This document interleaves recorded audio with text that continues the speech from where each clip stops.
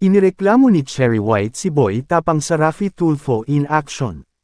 Ito ay kaugnay sa anyay pamamahiya sa kanya ni Boy Tapang nang mag-leave ito kamakailan. Kwento niya, ani Cherry White, mabait naman nung una si Boy Tapang pero palagi daw nilang pinag-aawayan ay ang pagseselos daw nito. Pinagbintangan daw siya nito na pinahack ni Cherry White ang Facebook niya at nagsabi pa itong magpapatulfo siya. Dahil dito ay ibinahagi ni Cherry White ang screenshot ng message sa kanya. Kasunod nito ay nag-leave si Boy Tapang at nagsalita laban kay Cherry White.